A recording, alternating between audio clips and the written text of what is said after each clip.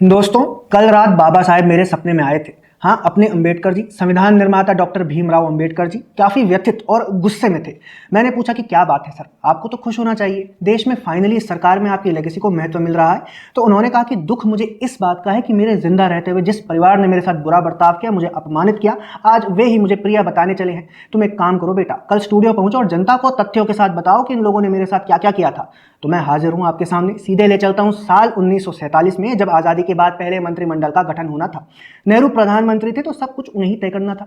उन्होंने तय किया कि अंबेडकर को मंत्रिमंडल में नहीं रखना है, क्योंकि नेहरू चाहते थे कि डॉक्टर भीमराव भले ही उनकी तरह कोट पैंट पहन ले, भले ही वो कानून के कितने ही बड़े विशेषज्ञ बन जाएं, लेकिन वे कभी नेहरू परिवार की बराबरी नहीं कर सकते।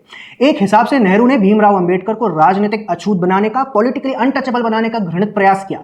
वैसे भी ये नेहरू गांधी परिवार की कोई नई बात नहीं थी। खुद को आगे रखने के लिए ये परिवार इससे पहले न जाने कितने कांग्रेसी नेताओं को राजनीतिक अछूत बना चुका था, और जिन नेताओं की काबिलियत से इन्हें खतरा दिखाई देता था। वैसे भी बाबा साहेब सिर्फ कानून के विशेषज्ञ नहीं थे, बल्कि एक अच्छे अर्थशास्त्री भी थे, और शायद यही कारण था कि पंडित नेहरू को उनसे खतरा ही महसूस होता था। बाद में महात्मा गांधी के कहने पर उन्हें मंत्रिमंडल में शामिल किया गया।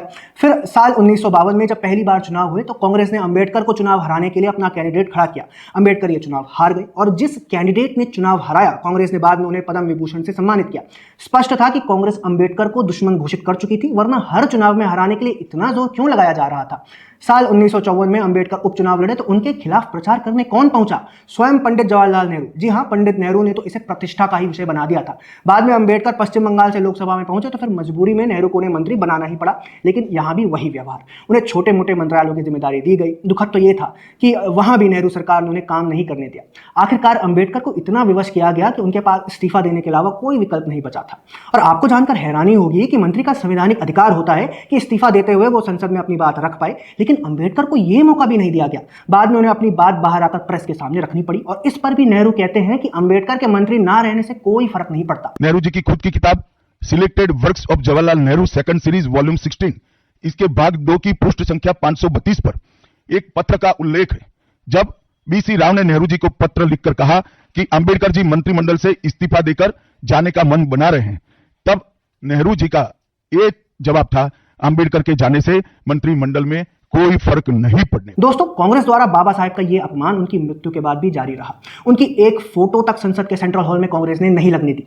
साल 1990 में बीजेपी के समर्थन से नई सरकार बनी, तो तब जाकर बाबा साहेब की तस्वीर को संसद में जगह मिली, और इसी वर्ष बाबा साहेब को भारत रत्न दिया गया। वही भारत रत्न जिसे कांग्रेस के नेताओं ने कई बार खुद ही अपने आप को गिफ्ट कर लिया था। साल 1955 में नेहरू ने खुद को भारत रत्न दिया, 1971 में इंदिरा जी ने खुद को भारत रत्न दिया, लेकिन बाबा साहेब को भारत रत्न ना मिले, इसके लिए कांग्रेस लगातार प्रयास करती रही। सवाल यही है कि नेहरू गांधी परिवार भले ही अंबेडकर को दुश्मन समझता हो, लेकिन उनसे संविधान निर्माण में दिए गए योगदान का श्रेय कैसे छीन सकता है? यहां तक कि देश से अंबेडकर के विचार भी मिट जाएं, इसकी भी कांग्रेस ने पूरी व्यवस्था की। अंबेडकर समाजवादी और पंथ निरपेक्ष जैसे शब्दों को संविधान की प्रस्तावना में शामिल करने के पूरी तरह से खिलाफ थे। उनका विचार था कि यह कांग्रेस को फायदा पहुंचाने के लिए किया जा रहा है, और देश का भविष्य कांग्रेस तय नहीं करेगी, बल्कि जनता खुद तय करेगी।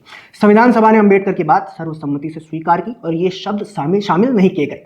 लेकिन बाद में नेहरू जी की बेटी इंदिरा गांधी ने इमरजेंसी लगवाई, और समाजवादी एवं पंथ निरपेक्ष शब्द संविधान की प्रस्तावना में जोड़ दिए गए। इसी दिन डॉक्टर अंबेडकर के विचारों की पूरी तरह हत्या कर दी गई। कांग्रेस वही कुपुत्र है जिसने माता पिता के जीवित रहते हुए उन्हें पानी तक नहीं पिलाया, और उनकी मृत्यु के बाद व्हाट्सएप स्टेटस में फोटो लगाकर कहता है कि मिस यू मम्मी पापा।